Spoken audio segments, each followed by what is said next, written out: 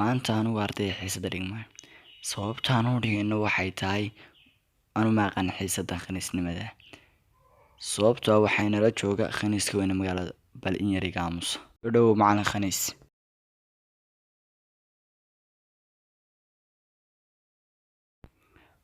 waryaa muusow maanta xiisadu waxay naqanayno bilow cuntada arkeen hey anagana inagu taaganta iyaguna cunto bilaabayaan kuwanan maanta xarfaanimo kaga qaadaya baash ii kaada adigu waryaa istaag macalin caloosha xanuun samaystay karo cuntada yaa ku yidhi galaaska dhexdiisa ku cun keen abtaan shaqadaada aqaana keen inay nagu taagantaan xalay cashayn iska xaraysanaysa muuse andaraab dhashiisa yaa moodaa cuntadii dowladda soo urursadeen istaag waryaa istaag waryaa muuse ku dhalay mise faysal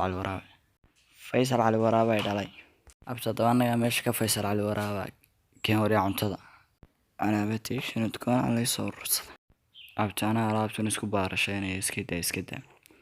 iska fadhiisa abti waa cuntadii shacabka anaa cunaye walba shacab baa lahaa fadhiiso abti faysal ma qoraan wey halka maanta xiisada inoo ku joogto haddaan kiila helay